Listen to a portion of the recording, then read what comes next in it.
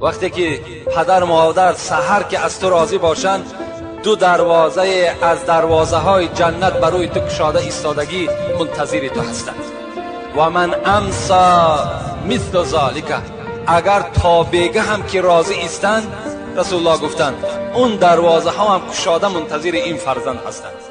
و این کان واحدا فواحد، رسول الله گفت اگر یک تش راضی باشد، یک دروازه جنت برای تو کشاده هست.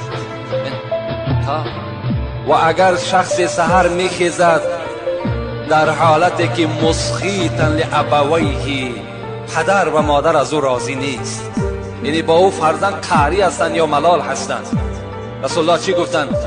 کان له بابان مفتوحان الی النار، دو دروازه از دوزخ برای این فرزند کشاده ایستادگی هست. و من امسا مثل ذالک، اگر تا بگه این پدر مادر راضی نشد، اون دروازه های دوزخ برای این فرزند چی هستند؟ کشاده و منتظر این فرزند هستند. و این کان واحدا فواحد، اگر یکی همین هم غضبناک باشد، میگد ملال باشد، ناراضی باشد، یک دروازه دوزخ برای این فرزند منتظر است. لکن در دوام رسول الله چی گفتند؟